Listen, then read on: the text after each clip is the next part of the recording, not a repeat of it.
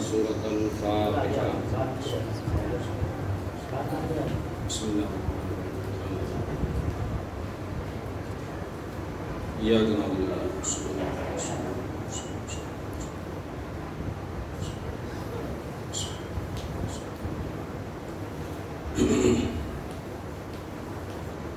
صلوات محمد وآل محمد. اللهم صل على محمد وآل محمد.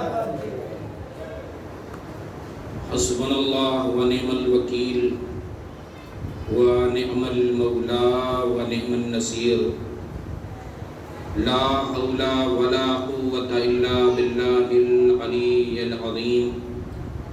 اعوذ باللہ من الشیطان اللعین الرجیم. بسم اللہ الرحمن الرحیم. الحمد للہ رب العالمین والعاقبۃ للمتقین والجنۃ للموحدین والنار للعاصین والصلاۃ والسلام علی اشرف الانبیاء والمرسلین سیدنا ونبینا ابی القاسم المصطفى محمد. اللهم صل على محمد وآل محمد. وعلى آله الطيبين الطاهرين المعصومين المظلومين واللعنة الدائمة على أعدائهم أجمعين من يومنا هذا إلى قيام يوم الدين.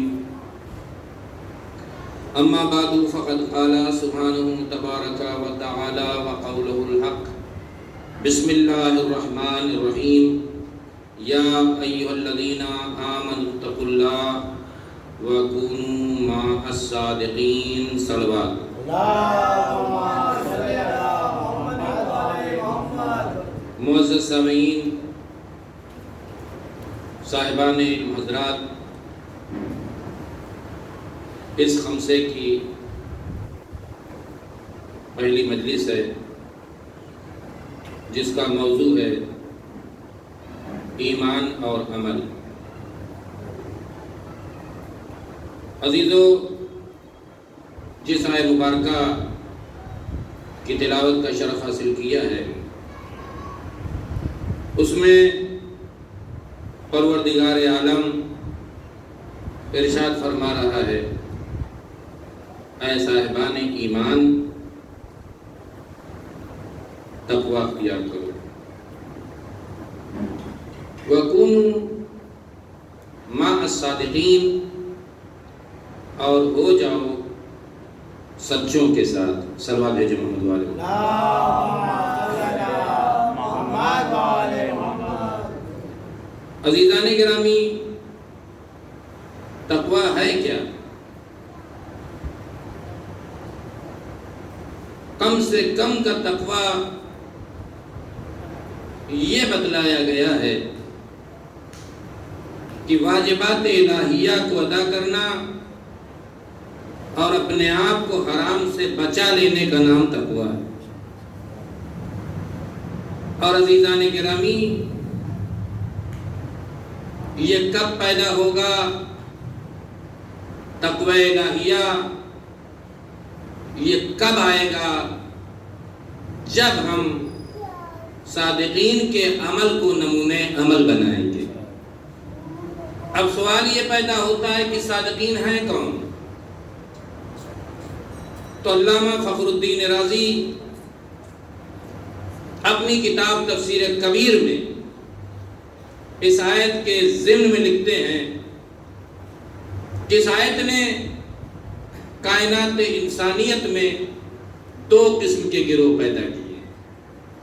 اور فرما رہے ہیں آپ، یا ایھا الذین آمنوا اتقوا اللہ وکونوا مع الصادقین کی تفسیر میں جو انہوں نے لکھا ہے وہ لکھا ہے کہ اس آیت نے کائنات انسانیت میں دو قسم کے گروہ پیدا کیے. وہ وضاحت کر رہے ہیں کہ صادقین ہیں کون. کا ایک وہ ہیں کہ جن کے متعلق یہ حکم دیا جا رہا ہے کہ تم ان کے ساتھ ہو جاؤ، اور ایک وہ ہیں کہ جن کو حکم دیا جا رہا ہے کہ تم ساتھ ہو جاؤ.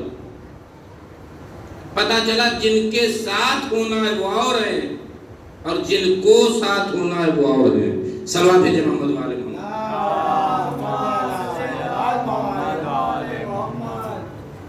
اب جن کے ساتھ ہونا ان کی خصوصیت کیا ہے، ان کی علامت کیا ہے، ان کی پہچان کیا ہے، اور جن کو ساتھ ہونا ہے ان کی خصوصیت کیا ہے، اور فرما رہے ہیں ان کی علامت کیا ہے۔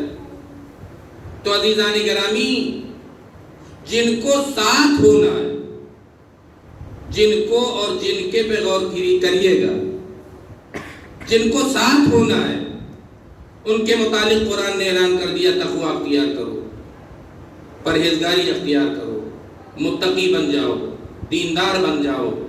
پتہ چلا جن کو ساتھ ہونا ہے ان سے غلطی کا امکان ہے،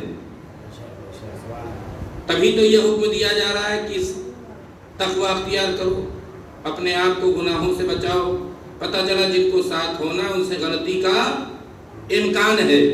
تو عزیزان گرامی، معصومین وہ ہیں، صدیقین وہ ہیں کہ جن سے نہ غلطی عمدی ہو نہ سہوی ہو، نہ جان بوجھ کر کے ہو نہ بھولے سے ہو، اور جن سے نہ غلطی عمدی ہو نہ سہوی ہو، انہیں قرآن کی اصطلاح میں معصوم کہا جاتا ہے۔ صلوات بھیجے محمد والے محمد۔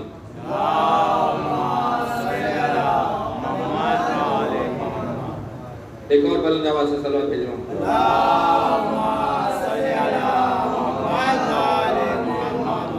تو دو گروہ ہو گئے، ایک معصوم اور ایک غیر معصوم۔ تو اللہ نے غیر معصوم کو حکم دیا ہے کہ تم معصوم کے ساتھ ہو جاؤ۔ اگر نجات چاہتے ہو، ہدایت چاہتے ہو، جنت چاہتے ہو، آب کوثر سے سیراب ہونا چاہتے ہو، تو کس کے ساتھ ہو جاؤ؟ معصوم کے ساتھ ہو جاؤ۔ اب اگر قرآن کی صریحی آیت موجود ہونے کے باوجود کوئی غیر معصوم، کوئی معصوم کو چھوڑ کر کے غیر معصوم کے ساتھ ہو جائے تو بھائی اس میں اللہ کا کیا قصور ہے؟ بھائی کچھ دن کے اجالے کو چھوڑ کر رات کے اندھیرے کی طرف بھاگے تو اس میں اللہ کا کیا قصور ہے؟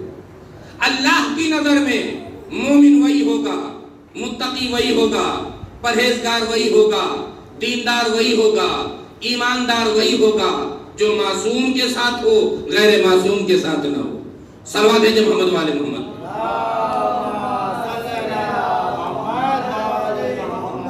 یا جملوں کو بدل کر یوں کہہ دوں کہ اللہ کی نظر میں مومن وہی ہوگا جو امیر المومنین کے ساتھ ہو، متقی وہی ہوگا جو امام المتقین کے ساتھ ہو،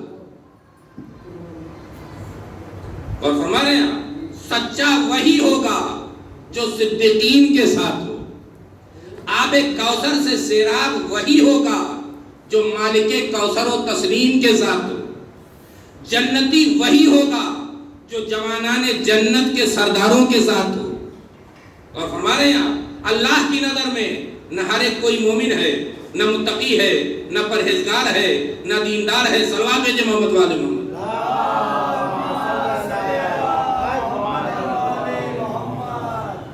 تو قرآن نے آواز دیا، یا ایھا الذین آمنوا اتقوا اللہ وکونوا مع الصادقین، اے ایمان لانے والو ڈرو اللہ سے اور کس کے ساتھ ہو جاؤ؟ صادقین کے ساتھ، سچوں کے ساتھ ہو جاؤ۔ قرآن منزل من السماء کتاب ہے، قرآن اللہ کی لاریب کتاب ہے، قرآن اللہ کی بے عیب کتاب ہے، معدن علم ہے، سرچشمہ علم ہے، علم ہی علم ہے۔ جب تک قرآن موجود ہے اس وقت تک قرآن میں یہ آیت بھی موجود ہے۔ قرآن کب تک موجود ہے؟ اِنَّا نَحْنُ نَزَّلْنَا الذِّكْرَ وَإِنَّا لَهُ لَحَافِظُونَ۔ اللہ نے وعدہ کیا، ہم نے اس ذکر کو نازل کیا ہے، ہم اس کی حفاظت کریں گے۔ اب اگر کوئی سینہ تان کے یہ کہے کہ قرآن پہ آنچ نہیں آ سکتا، قرآن ہمارے سینے میں ہے، ہم حافظ قرآن ہیں، تو تم کیا حافظ قرآن ہو کر کے حفاظت کرو گے؟ قرآن کی حفاظت کا اللہ نے وعدہ کیا ہے۔ صلوات بھیجے محمد والے محمد۔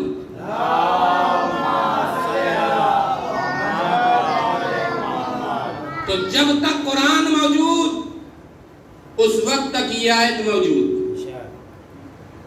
جب تک یہ آیت موجود اس وقت تک صاحبان ایمان اور تقوی موجود، جب تک صاحبان ایمان اور تقوی موجود اس وقت تک ہر دور میں ہر زمانے میں ایک صادق معصوم کا ہونا ضروری ہے۔ اور ہمارے یہاں اس وقت تک ہر دور میں ہر زمانے میں ایک صادق معصوم کا ہونا ضروری ہے۔ اسی لیے اللہ نے یہ طے کر لیا کہ جب تک اس بزم کائنات میں اس دنیا میں کوئی ایک بھی ہدایت لینے والا رہے گا تو ہدایت دینے والے کو ضرور رکھوں گا، چاہے پردے غیب میں کیوں نہ ہو۔ صلوات بھیجے محمد والے،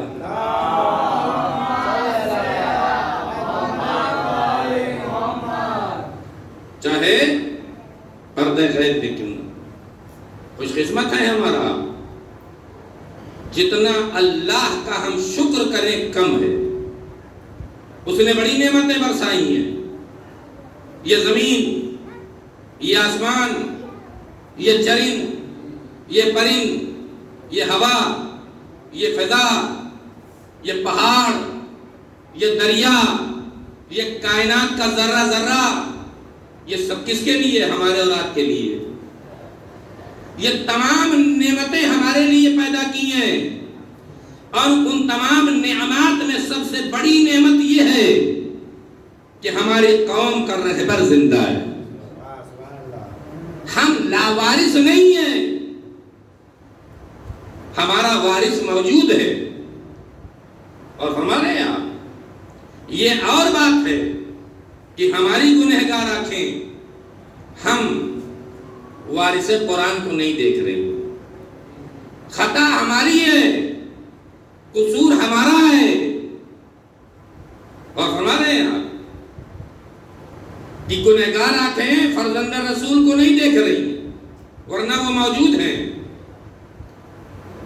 اور اتنا قریب موجود ہیں کہ وہ خود کہتے ہیں میرے شیعوں، میرے چاہنے والوں، ہم تو تمہارے بہت قریب ہیں لیکن تمہارے گناہوں نے تم کو مجھ سے دور کر دیا ہے۔ یہ واقعی یہ ہمارے گناہ ہیں جو وقت کے امام سے ہم دور ہیں، ورنہ اسی دنیا میں اسی بزم کائنات میں ہمارا وقت کا امام موجود ہو اور ہم دیکھ نہ سکیں۔ صلوات بھیجے محمد والے محمد۔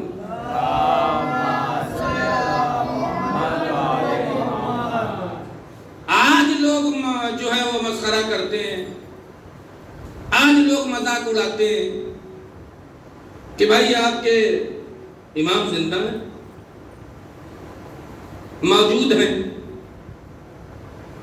بھائی کیوں کوئی بات اگر سمجھ میں نہیں آتی تو کسی کے سمجھ میں نہیں آتی تو نہ ہے، لیکن کسی کا مذاق اڑانا یہ تو کوئی اچھی بات نہیں ہے۔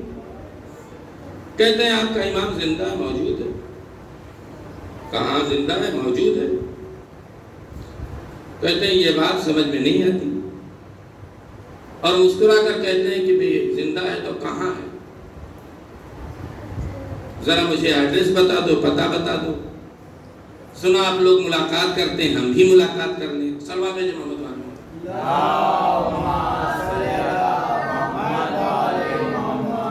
جو قرآن کا حافظ ہے، جو حافظ قرآن ہے، وہ مسکرا کر ہمارے نوجوانوں سے سوال کرتا ہے، ہمارے علماء سے سوال کرتا ہے کہ آپ کا امام، وقت کا امام، امام زمانہ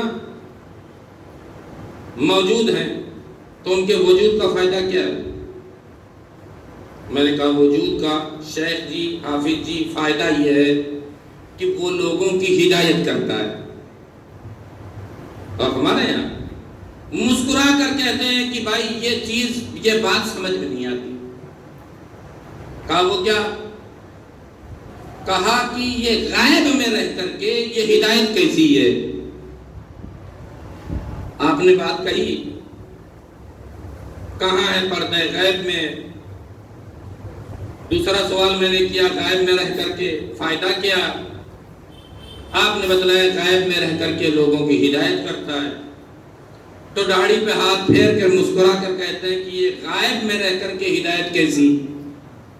میں نے کہا اگر کوئی جاہل سوال کرتا تو اتنا تعجب میں نے کرتا، آپ تو حافظ قرآن ہو، آپ تو ہم سے لے کے والناس تک پورا آپ نے قرآن کو حفظ کیا ہے، اور آپ ایسا سوال کر رہے ہو؟ صلوات بھیجو محمد والے محمد۔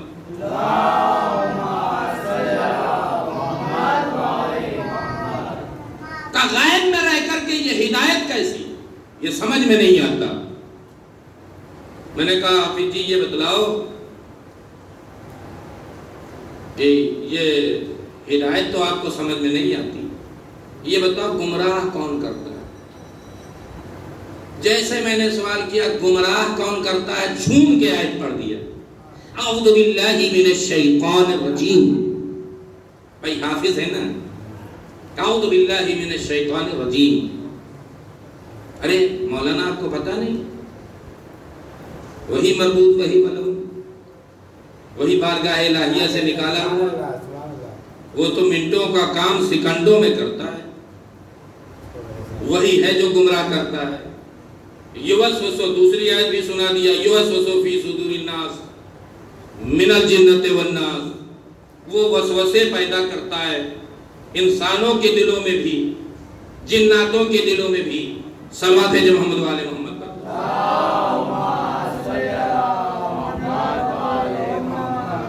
میں نے کہا حافظ جی آپ نے اتنی آیتیں سنا دی، آپ کی حافظے کا آپ کا کیا کہنا؟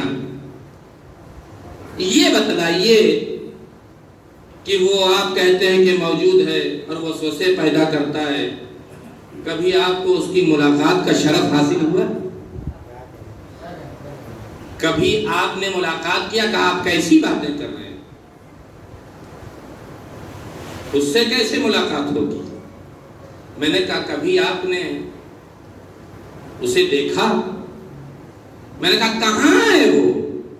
اب حافظ جی کے اس سوال کے جواب میں اس کہاں کا جواب کہاں ہے؟ صلوات ہے جو محمد والے محمد۔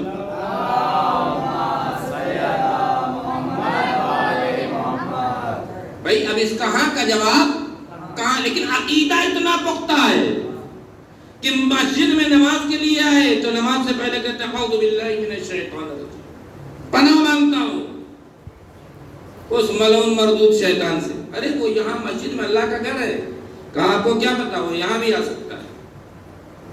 حد یہ ہے کہ خانہ کعبہ میں گئے، خانہ کعبہ تو کعبہ اللہ کا گھر ہے، وہاں بھی مصلی نماز کے لیے کھڑا ہوا تو کہتا اعوذ باللہ من الشیطان الرجیم۔ کیا مطلب؟ میں پناہ مانگتا ہوں شیطان مردود ملعون سے جو بارگاہ الہیہ سے نکالا ہوا۔ حیف ہے مسلمانوں، حیف ہے مسلمانوں کہ جب تم ماننے پر اتارو ہو جاتے ہو تو شیطان تک کو حاضر و ناظر مان لیتے ہو، اور جب تم نہ ماننے پر اتارے ہو جاتے ہو تو اہل بیت کی عظمت کو نہیں مانتے، امام غیب کی غیبت کو نہیں مانتے۔ صلوات ہے محمد والے محمد۔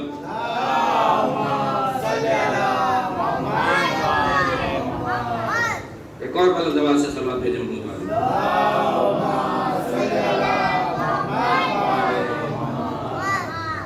عزیزان گرامی،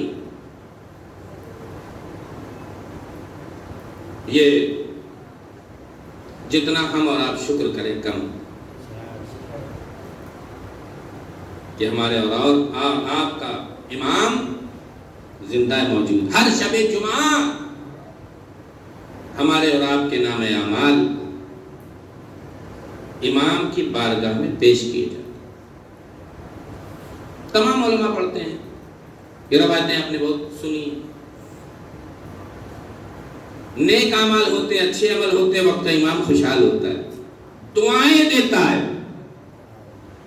اعمال خراب ہیں تو وقت کا امام خون کا آنسور ہوتا ہے۔ خوش قسمت ہے وہ لوگ جو نیک اعمال کے ذریعے سے اپنے وقت کے امام کو راضی رکھتے ہیں۔ اللہ اور اہل بیت کی رضاعت کو مد نظر رکھتے ہوئے قدم کو آگے بڑھاتے ہیں. زندگی کا ہدف ہی ہے کہ جب تک جسم میں روح ہو حتی الامکان کوشش یہی رہے کہ جو قدم آگے بڑھے اللہ اور اہل بیت کی رضا کی خاطر، وقت کے امام امام زمانہ کی خاطر. صلوات بھیجے محمد والا.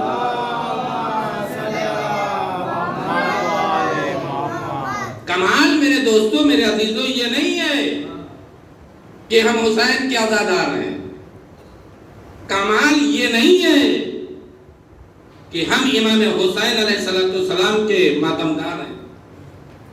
کمال یہ نہیں ہے کہ ہم وقت کے امام امام زمانہ کے سپاہی ہیں.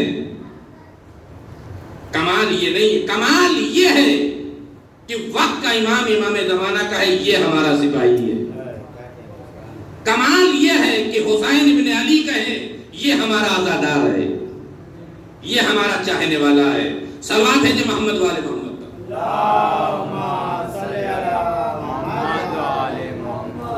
اور یہ صفت کب پیدا ہوگی؟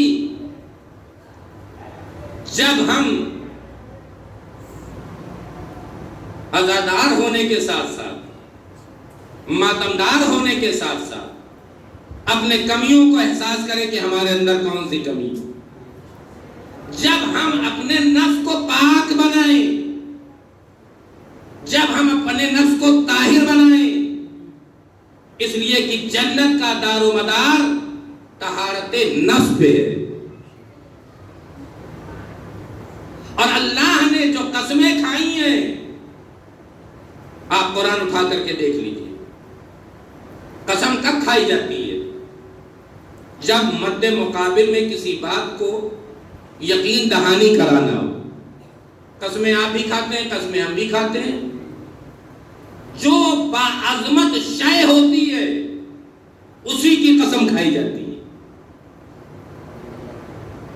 کہتے ہیں اللہ کی قسم، قرآن کی قسم، کعبے کی قسم. کھاتے ہیں کہ نہیں کھاتے؟ کیوں کھاتے ہیں؟ اس لیے کھاتے ہیں کہ جو مد مقابل میں ہے اسے میری بات کا یقین ہو جائے. کوشش کرتے ہیں کہ یقین دہانی ہو جائے. بہت سے لوگ کہتے ہیں آپ کی جان کی قسم. اپنی جان کی قسم نہیں کھائیں گے. صلوات بھیجے محمد والے محمد.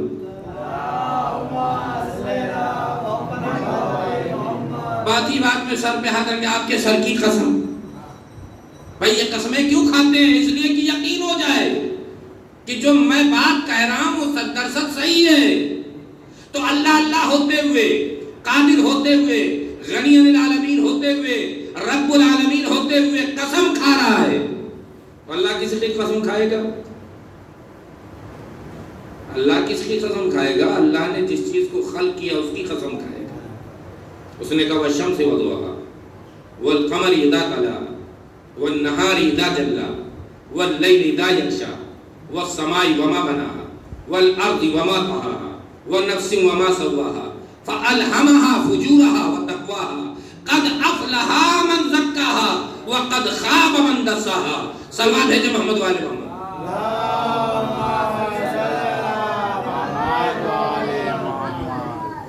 سورج کی قسم، چاند کی قسم، ستاروں کی قسم، زمین کی قسم. یہ ساری قسموں کو کھانے کے بعد اللہ نے کیا نتیجہ دیا؟ قد افلح من زکاها. کامیاب وہی ہوگا جس نے اپنے نفس کو پاک بنا لیا. ناکام نامراد وہ ہوگا جو اپنے نفس سے غافل ہو، اسے پتہ ہی نہ چلے کوئی بیماری ہے تو کون سی بیماری ہے. صلوات بھیجے محمد والے محمد.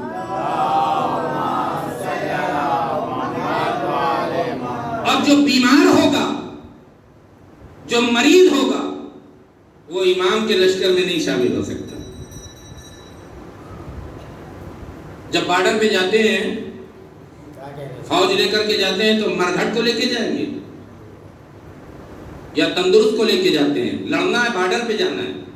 ایک آدمی مریض ہے، بیمار ہے، اس بیمار کو کیا کریں گے لے جا کر کے؟ وہ تو خود ہمت کا پست ہے، دوسروں کو بھی پست کر دے گا. تو ایمان کے لشکر میں وہی ہوگا جو تندرست ہو، بیمار نہ ہو۔ بیماری صرف جسمانی بیماری کا نام بیماری نہیں ہے، بیماری صرف جسمانی بیماری کا بیماری نام نہیں ہے۔ جسمانی بیماری بخار کی صورت میں آتی ہے، بخار کی صورت میں آتی ہے۔ جسمانی بیماری نزلہ ہو جاتا ہے، پتہ چل جاتا ہے یہ صاحب بیمار ہیں۔ اور ہمارے یہاں بخار کی صورت میں، نزلے کی صورت میں، کھانسی کی صورت میں، آج کل کھانسنا اور چھینکنا بھی مشکل ہے۔ سلوات بھیجے محمد والے محمد۔ دیکھیے زمانہ کیسا آ گیا ہے۔ اگر آپ سفر کر رہے ہیں اور کوئی چھینک دے 1-2 مرتبہ اور کھانس بھی دے تو چند قدم پیچھے ہٹیں گے چھلانگ مار کے۔ تو اب ہمارے یہاں تو یہ ساری بیماریاں کیا ہیں؟ نزلہ ہوا، زکام ہوا، بخار ہوا، تو کیا کرتے ہیں آپ؟ یہ جسمانی بیماری کے علاج کے لیے اچھے سے اچھے ڈاکٹر کے پاس جاتے ہیں، اچھے سے اچھے ڈاکٹر کے پاس جاتے ہیں۔ کیوں جاتے ہیں؟ کہ بھی یہ چھوٹا سا مرض ہے، لیکن یہ مرض بڑھتے بڑھتے کہیں مہلک مرض نہ ہو جائے، اور یہ جسم جو ہے، یہ جسم کہیں ایسا نہ ہو کہ اندر اندر مرض بڑھتے بڑھتے بڑا مرض اختیار کر لے اور ہمیں پتہ بھی نہ چلے۔ لہذا اچھے ڈاکٹر کے پاس جاتے ہیں، علاج کراتے ہیں۔ چھٹے امام جعفر صادق علیہ السلام فرماتے جو جسم نہ تھا ہے نہ رہے گا، اس کے آرام کی خاطر، اس کی راحت کی خاطر، اس کے سکون کی خاطر اتنا اہتمام کرتے ہو کہ اگر مرض ہو جاتا ہے جلدی سے دوڑ کے ڈاکٹر کے پاس جاتے ہو، نرم اور نازک لباس پہنتے ہو، اچھا سا اچھا لباس پہنتے ہو تاکہ اس جسم کو تکلیف نہ پہنچے، اذیت نہ ہو۔ کہتے جو نہ تھا ہے نہ رہے گا، اس کے لیے اتنا اہتمام، اور وہ روح جس پر جنت کا دار و مدار ہے، اس روحانی غذا کے لیے کبھی سوچتے بھی نہیں ہو۔ بھائی جسم کا طبیب ڈاکٹر ہے اور روح کا علاج الا بذکر اللہ ہے تطمئن القلوب، اللہ کا ذکر بہترین ذکر ہے جو دل کو سکون بخشتا ہے۔ صلوات ہے محمد والے محمد۔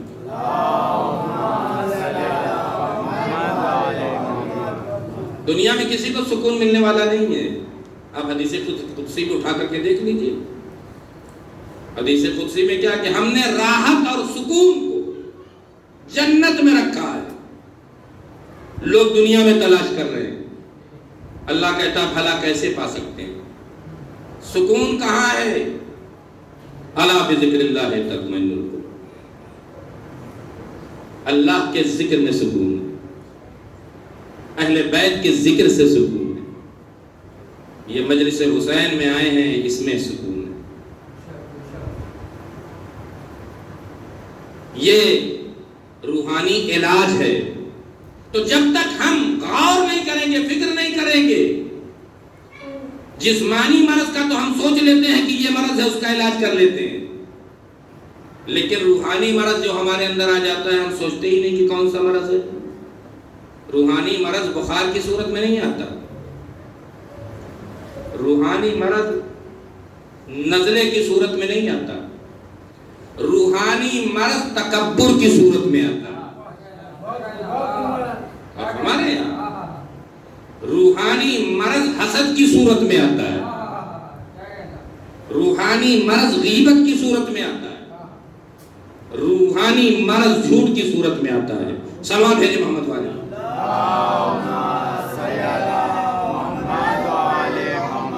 اب چاہے ہم ہوں چاہے آپ ہوں، ہر ایک صبح سے شام، شام سے صبح تک غور کرے کہ ان مرضوں میں سے کوئی مرض ہمارے اندر تو نہیں ہے۔ اس لیے جب تک مرض آپ کو پتہ نہیں چلے گا آپ اس کا علاج نہیں کرو گے، اور جب مرض پتہ چل جائے گا تو آپ اس کا علاج کر لیں گے۔ کیا آپ سمجھتے ہیں تکبر کوئی معمولی مرض ہے؟ تکبر کوئی چھوٹا موٹا مرض ہے؟ یہ چھوٹا مرض نہیں ہے۔ تکبر کیا ہے؟ یعنی اپنے آپ کو اعلیٰ سمجھنا، اپنے آپ کو افضل سمجھنا۔ اور ہمارے یہاں یہ یعنی میں یہ جذبہ نہیں ہونا چاہیے۔ صلوات محمد والے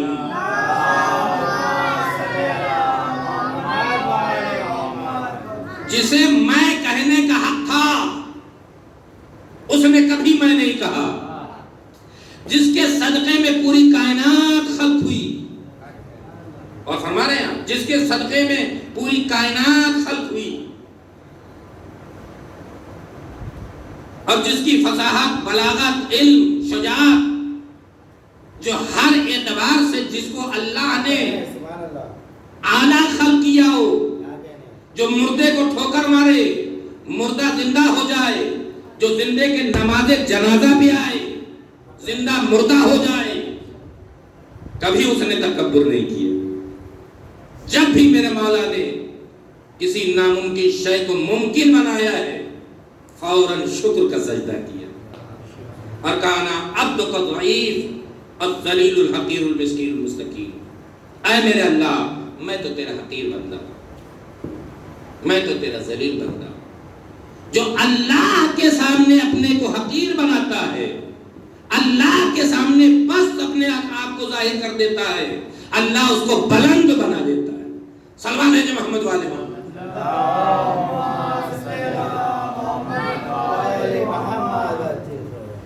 اور ہمارے ہیں تو یہ تکبر، اور یہ آتا کیسے؟ بہت زیادہ علم آ جائے، اللہ نہ کرے کہ بہت علم آ جائے، علم آ جائے، دعا کرے کہ علم آ جائے، لیکن اتنا علم آئے جتنا ہضم کر سکے۔ علم کی بھی بد ہضمی ہو جاتی ہے، اور فرما رہے ہیں آپ ہاں تو بہت زیادہ علم آ جاتا ہے تو تکبر آ جاتا ہے۔ تصور میں سوچا ارے میں اتنا پڑھا، میں نے یہ پڑھا وہ پڑھا، یہ رسائل پڑھا، مقاصد کو پڑھا، کفایہ پڑھا، درس خارج پڑھا، اور میں آیا تو لوگ کھڑے نہیں ہوئے۔ ارے یعنی یہاں پر میں آ گیا، یہاں اللہ کی رضا نہیں رہی۔ اس کا مطلب یہ ہے کہ یہ جا طلبی، مقام طلبی، شہرت طلبی اتنا چھوٹا سمجھنا۔ صلوات ہے محمد والے محمد۔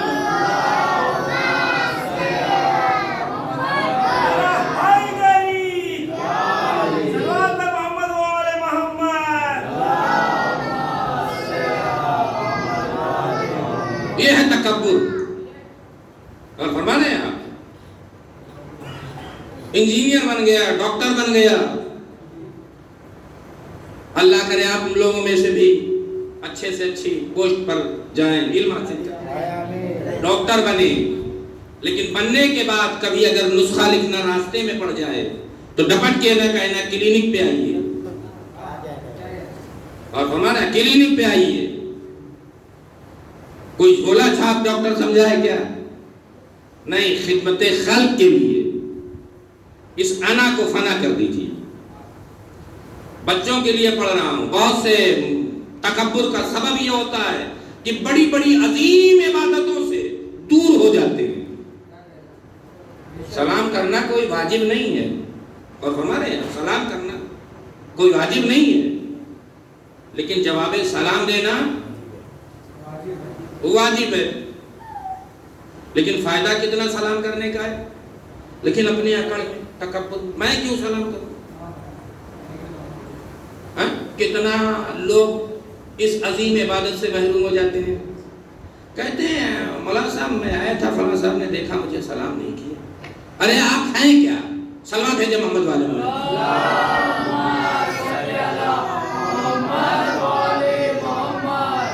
کیا؟ سلام نہیں کیا، ان کو دیکھیے فلاں نے سلام نہیں کیا۔ ارے سلام آپ کو نہیں کیا، آپ سلام کر لیتے؟ اگر آپ سلام کر لیں گے تو آپ چھوٹے نہیں ہو جائیں گے، آپ کا مرتبہ اللہ کے نزدیک بھی بلند ہو جائے گا، اہل بیت اطہار کے نزدیک بھی بلند ہو جائے گا۔ سلوات ہے محمد والے محمد۔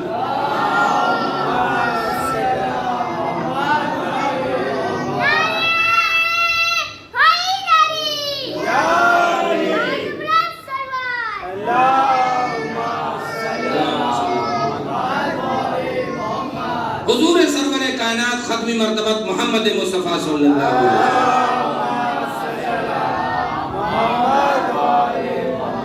فرماتے ہیں سلام 70 حسنہ 69 لمقتدی واحدۃ للرات۔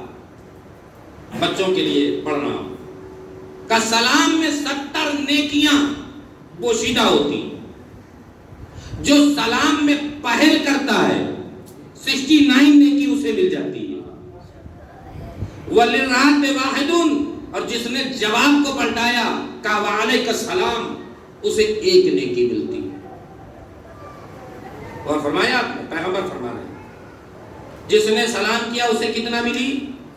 70 میں 69، اور جس نے جواب دیا اسے کتنا ملا؟ ایک نیکی۔ فائدے میں کون ہے؟ جس نے سلام میں پہل کیا، اور جو اکڑ گیا تو پھر وہ اکڑا ہی رہا۔ سلوات ہے جو محمد والے محمد۔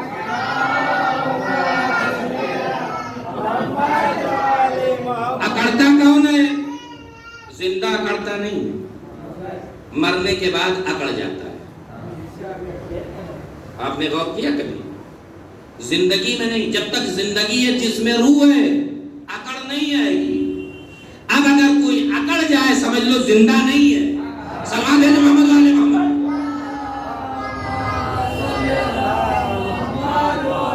بظاہر زندہ ہے، روحانی طور پہ زندہ نہیں ہے، مانوی طور پہ زندہ نہیں ہے۔ زندہ ہوتا تو یہ نیکیاں کیوں چھوڑتا؟ یہ چلتے پھرتے نیکیاں ملنے والی ہیں، اور اس کو معمولی ہلکا سمجھ کے گزر جاتا ہے اور کہتا سلام نہیں کیا۔ اچھا اب ایک سوال کا جواب، یہ 69 اسے کیوں مل گیا، اسے کیوں ملا؟ سلام کرنے والے نے بھی کہا السلام علیکم، اچھے لہجے میں کہا، اچھی قرات کے ساتھ کہا، مسکرا کے کہا، محبت میں کہا، لیکن نیکی جس نے سلام کیا اس کو 69 ہے۔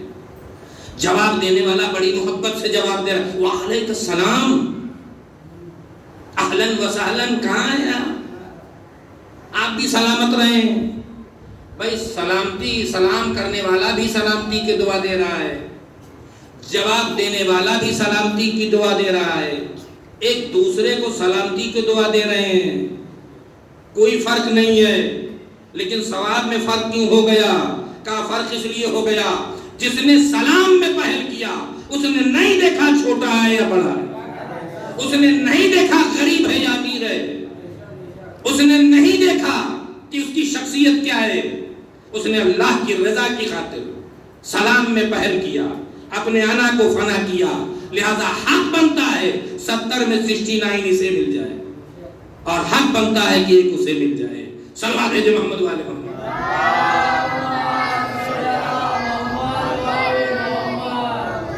یہی پانی دیکھ لیجئے، پانی تیوری پہ بل آ جاتا، ہم سے پانی مانگ لیا، کیا سمجھتے ہیں؟ انہوں نے ہماری شخصیت کو سب کے سامنے پامال کر دیا۔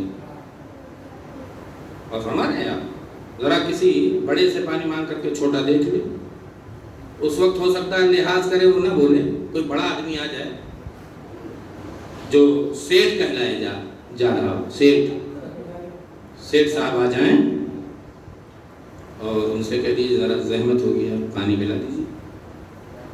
تہذیب نہیں اس کے اندر، ذاکر نگر میں ادب سکھایا ہی نہیں گیا۔ صلوات ہے محمد والے محمد۔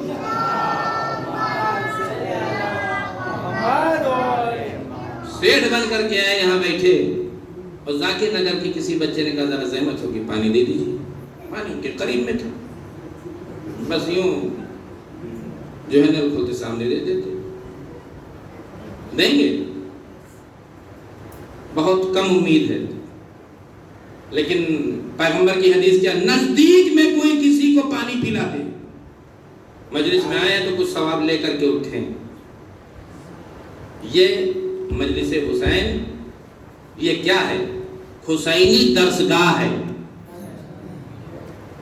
یہ درس ہے، درس۔ اور جو سال بھر بڑے بڑے حوزات علمیہ میں لوگوں کو پڑھایا جاتا ہے وہ 10 ہی دن ہم یہاں پڑھا دیتے ہیں۔ سلمان بھیجے محمد والے محمد۔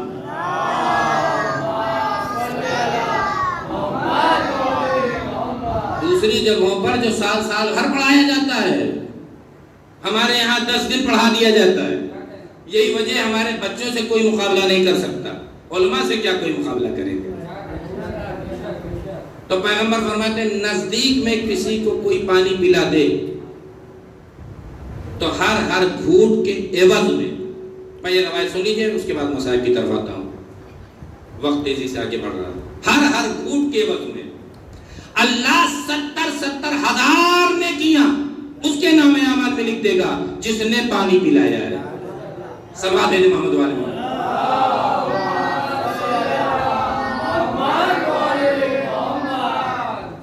اور فرما رہے ہیں بات واضح ہو گئی، آپ نے ہمیں پانی پلا دیا، نزدیک سے پانی لے کر کے آپ آئے، ہر گھونٹ جو ہم پانی پی رہے ہیں اس ہر گھونٹ کے عوض میں پیغمبر فرماتے ہیں اللہ 70 ہزار نے کیا کس کے نام اعمال میں لکھے گا؟ انہوں نے جنہوں نے مجھے پانی پلایا۔ پانی پینا ایک مباح کام ہے۔ پانی آپ پی رہے ہو، کوئی ثواب بہت زیادہ آپ کو نہیں مل رہا ہے، آپ بار بار پانی پیتے چلے جا رہے ہو، ہر مرتبہ جا رہے ہو پانی پی کے آ رہے ہو، اس میں بہت ثواب آپ کو نہیں مل رہا کہ بار بار آپ پانی پی رہے ہو۔ پانی پی رہے ہو اپنی جان بچانے کے لیے، روح کو کی تازگی کے لیے، تو یہ ایک مباح کام ہے۔ پانی پینا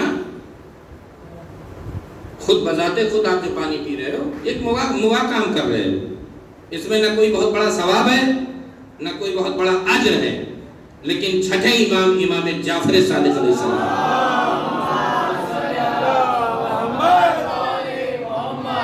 فرماتے ہیں یہی پانی جو پینا مباح ہے 10 مرتبہ آپ پیجئے کوئی ثواب نہیں ملے گا، لیکن یہی پانی پینے سے پہلے امام فرماتے ہیں آپ نے بسم اللہ کہا، اور بسم اللہ کہنے کے بعد بچوں غور سے سنیے گا، سن رہے ہو نا؟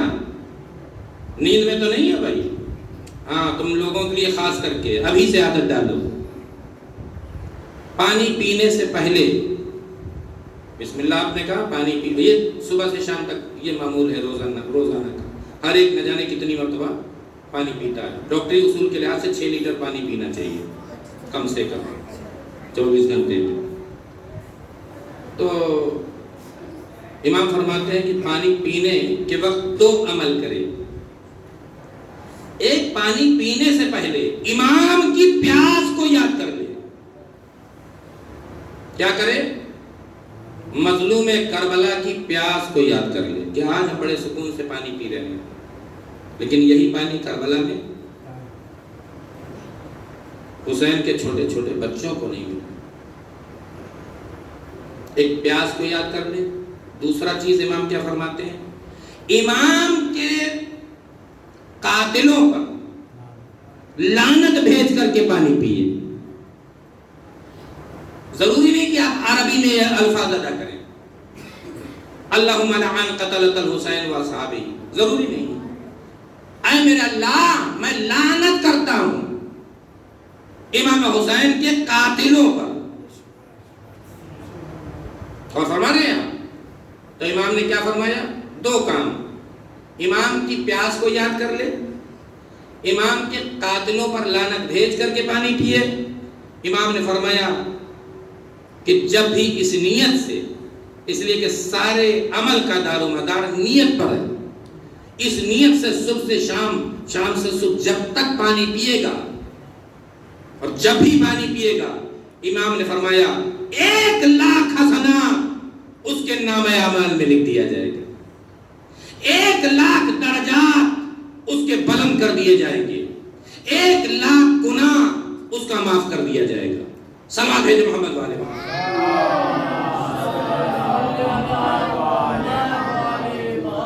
ذرا بلند آواز سے صلوات بھیجے محمد والے۔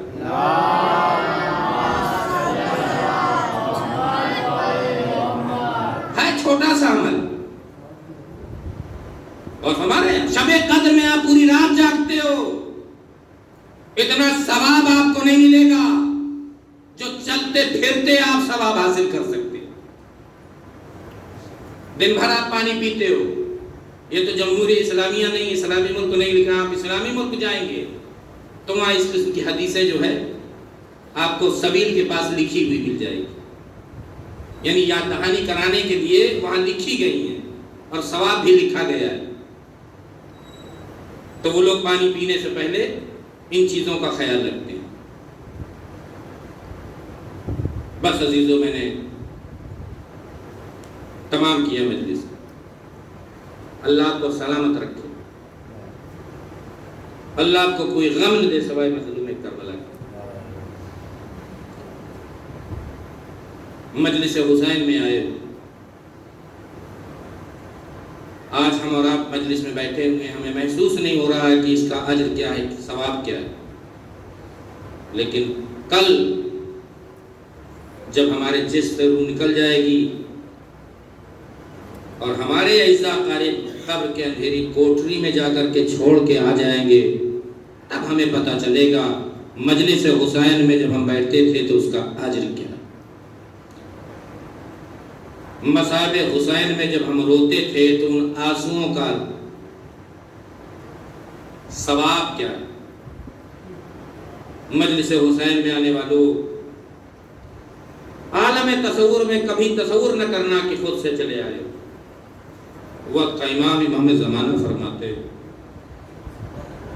جہاں بھی مجلس حسین ہوتی ہے, جہاں بھی میرے دادا کی فرش عزا بچتی ہے, میرے شیعوں کبھی نہ سوچنا کہ خود سے چلے آؤ. ایک ایک کے دروازے پہ جا کے بلاتا ہوں.